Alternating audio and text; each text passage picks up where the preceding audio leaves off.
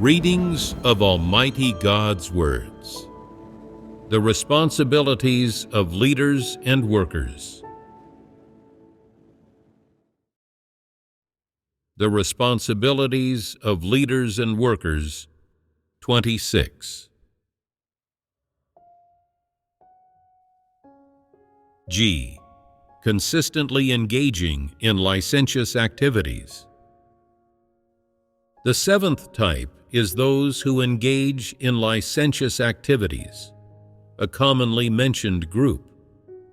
Although the manifestations of their humanity aren't so evil, nothing like sowing dissension or committing evil deeds and causing disturbances, they share a common trait, which is that problems and incidents always come up in their relationships with the opposite sex. Regardless of the availability of opportunities, such problems are always emerging for them. And if there are no opportunities, they make them, so that such stories will occur anyway. No matter the circumstance, who the other person is, or how distant that person might be from them, such incidents do happen for them from time to time. What kind of incidents? They date with someone, or always want to get close to someone, or develop feelings for someone, or set their sights on someone, among other such things. They always fail to live normally and do their duties normally, constantly influenced by lustful desires. That is, in ordinary situations where normal people would not get involved in such issues, they frequently do. They don't need any special circumstances or anyone to create opportunities for them. These incidents just happen naturally. After such incidents occur, regardless of the consequences, a group of people or a particular person is always made to pay for it. What prices do they pay? Their performance of their duty is affected. Church work is delayed and hindered. Some young people are perturbed and fall into temptation and lose interest in believing in God and doing their duties. And some people even lose their duties or give them up. People who engage in licentious activities are too troublesome. At every turn, members of the opposite sex flock around them, drawing close to them, flirting with them, and even engaging in playful banter. Although no serious problems of an essential nature might arise, they gravely disturb the normal states of God's chosen people as they do their duties. Everywhere they go, they bring trouble and disturbance to others, to the work, and to the church. Even seducing members of the opposite sex they find attractive at any opportunity, and establishing relationships with them. This is far too much of a nuisance. Once they fall for someone, that person is doomed to misfortune, unable to normally believe in God or do their duties anymore. The consequences are unimaginable. That person can't go without contacting or seeing the seducer, and while they are busy doing their duties, they're unable to marry or settle down, and the relationship remains unbreakable. What happens in the end? They start to suffer terribly with such pain. If they endure until they are punished in disasters, it's entirely over for them, their hope of being saved dashed. Some offend once and don't repent when they're pruned, but offend a second or even a third time, engaging in 3 or 4 relationships over 2 or 3 years, which constitutes a disturbance to God's chosen people and to church life, and it makes God's chosen people detest them. This leaves a stain on them that they regret for the rest of their lives.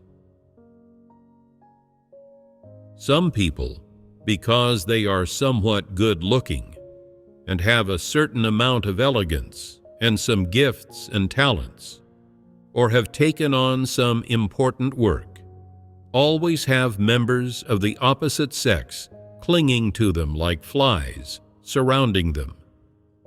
Some serve them meals, some make their bed, some do their laundry, some buy them health supplements and cosmetics, and give them small gifts, and so on.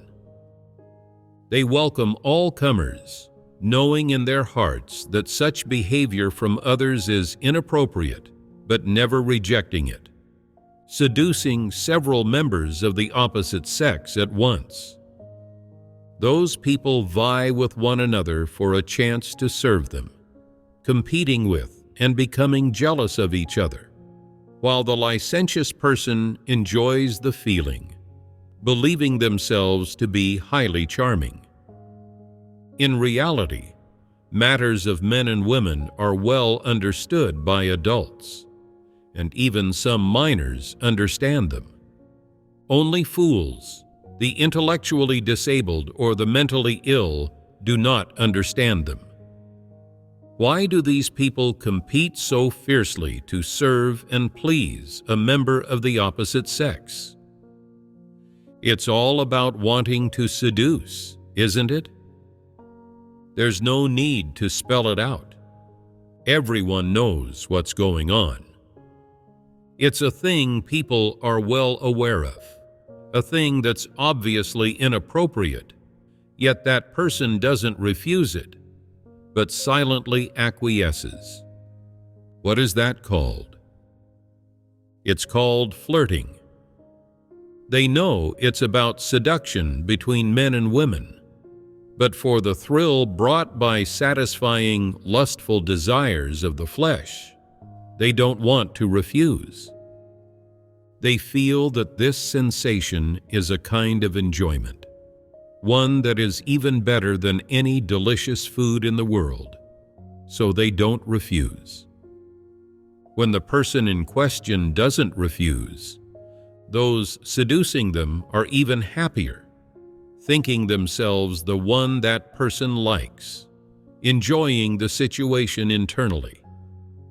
And that person thinks that so long as no substantial relationship has occurred, it doesn't count as anything serious. That licentiousness among non-believers is much worse, and that this is at most considered seduction, akin to normal dating. But is dating supposed to be like this? Today with one person, tomorrow with another, recklessly engaging over and over in dating and seduction with anyone. Wherever they go, such licentious people prioritize releasing their lustful desires, showing off, and engaging in seduction. The more people they seduce, the happier they feel. What ends up happening? After showing off repeatedly, some brothers and sisters discern their behavior and collectively write a letter to the upper-level leaders. An investigation verifies their claims, and the licentious person is cleansed away from the church. See what happens? Doesn't their path of believing in God end there? Their outcome is revealed. Their actions and behavior, which people find intolerable, are even more detestable to God. The behavior exhibited by these people does not represent proper relationships between people, nor does it reflect normal humans' needs. Their actions can be described with only one word: licentiousness. What does licentiousness refer to? It means recklessly engaging in relations with the opposite sex, irresponsibly seducing others at will, and enticing and harassing members of the opposite sex. It's playing with lust, and doing so without considering the cost or the consequences. If eventually someone does take the bait and engages in romantic flirtation with them, they then refuse to acknowledge it, saying, "I was just joking. Did you take it seriously? I didn't actually mean it. You're reading too much into it." Isn't this a devil-tempting people? After tempting one person, they look for their next target, seducing others. How awful and wicked they are. After seducing someone, they refuse to acknowledge it. If someone is misled by such a person and gets entangled, isn't that disgusting? Are people who recklessly seduce others hateful? God's house has stated from the very beginning that if a person reaches the age for marriage and is an adult, God's house does not oppose their normal dating or their getting married and living out their days together in a normal way, and that it permits them and grants them freedom to engage in that. However, there are several conditions. Engaging in licentious activities is not allowed. Recklessly seducing and flirting and casually harassing the opposite sex are not permitted. God's house does not restrict dating, but it does not allow reckless seduction. What does reckless seduction mean? It means harassing any member of the opposite sex, and after doing so, not admitting that they have. The people they harass are not their true loves.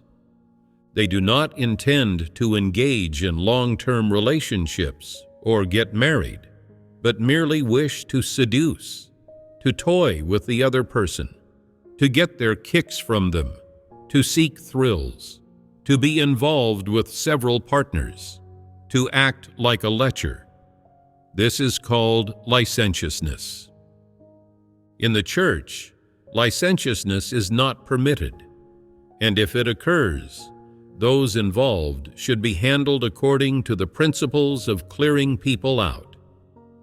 Of course, within gospel teams, such circumstances aren't permitted to occur for people who preach the gospel, whether they be from full-time duty churches or from ordinary churches. If someone uses the guise of preaching the gospel to recklessly seduce others, choosing only members of the opposite sex to cooperate with, or only preaching the gospel to members of the opposite sex, thereby taking the opportunity to engage in improper relationships, this disrupts and disturbs God's gospel work. Leaders and workers must promptly cleanse such people away. In order to find members of the opposite sex and engage in licentious activities, some people give no regard to age and have no age limit. They just try to seduce as many as they can without a shred of shame. Some don't just satisfy their lustful desires of the flesh in seducing of members of the opposite sex. They'll even demand the other party pay for their living expenses, buy them things, and so on. If you discover such people or someone reports such happenings, they should be handled promptly. The only solution is to clear these people out, to clear them out permanently. This is because for people who have such issues, it's absolutely not just a momentary problem. This is especially so for those who are married. Despite having a spouse at home, they still specifically target the opposite sex under the pretext of preaching the gospel. They look for any sort, rich or poor, and if they find someone they like, they may even elope with them, not even preaching the gospel anymore, simply no longer believing in God. If such people can be discovered early, they should be quickly and permanently cleared out of the ranks of those who preach the gospel, without giving them another chance, and without the need for further observation. Do you understand? Some say, for some, life is hard. If they seduce someone of the opposite sex to form a family, and the other person can believe in God and support them, wouldn't that be a win-win situation? I tell you, such people need to be cleared out as early as possible. They are not in it for family life at all, but for engaging in licentious activities. Why am I so certain? If they weren't the type to engage in licentious activities, then, after coming to believe in God, they would absolutely not continue with such behaviors and would find them repugnant, especially if they are married. The trends throughout the whole world now are licentious and wicked. People indulge in their lust and compete over who can seduce more members of the opposite sex without any need for restraint, because this society and this humankind do not condemn or deride these actions. So people think that if they can earn money through engaging in licentious activities and selling their flesh, it's a mark of skill or capability. They view it as something to be proud of. However, after coming to believe in God, people's views on these matters change completely. They find the correct way to treat lustful desires of the flesh, which first and foremost involves restraint. How can one exercise restraint? People need to know shame and have a sense of shame. That's what's called normal humanity. Everyone has lustful desires, but people need to know to restrain themselves, to have a sense of shame. Even if they have some thoughts of this sort, they should restrain themselves because they believe in God and have a conscience and reason. They absolutely must not follow improper thoughts in their minds, let alone indulge them. They should seek the truth to resolve these issues. Even if they are new believers who do not understand the truth, they should still measure themselves against the most basic standards of human morality. If you lack even this level of restraint, then you lack normal humanity and the conscience and reason of normal humanity. All kinds of animals obey a certain order and follow rules in this regard, not acting recklessly. As humans, people should be even less likely to act recklessly and have even greater restraint. If you lack even this level of restraint and self-control, how can you hope to seek and practice the truth? If you can't even resolve your own wicked lust, how can you resolve your corrupt dispositions? Your nature of resisting and betraying God would be even more impossible to resolve, wouldn't it? If you can't even handle the lustful desires of the flesh, then how can you hope to resolve your corrupt dispositions? Don't even think about it. You won't be able to achieve it. Some people always look for opportunities to date while preaching the gospel, and such incidents happen frequently. Those who habitually engage in romantic relationships while neglecting their proper tasks have been cleared out and handled, while those who occasionally transgress are warned. Once these individuals with wicked dispositions find the right circumstances and encounter someone they consider a lover, they fall into temptation. Their intention to receive blessings by believing in God thus vanishes amid their wicked lust. As soon as they enter into a romantic relationship, they neglect everything else, even abandoning their intention to be blessed, and pursue only the happiness of the flesh. After one or two offenses, they might feel a bit self-accused and distressed, but after 3 or 4 times, it becomes licentiousness. Once licentiousness sets in, they no longer feel self-accusation or distress, because the layer of shame, which is the bottom line of one's humanity, has already been breached.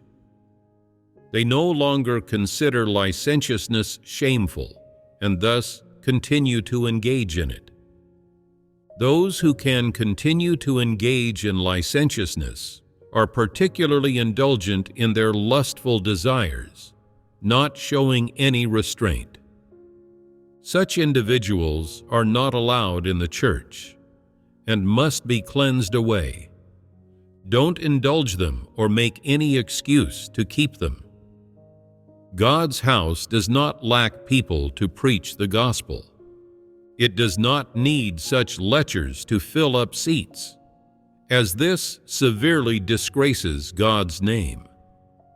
Therefore, if someone reports or if you personally discover such individuals within the gospel preaching team, you should know what to do.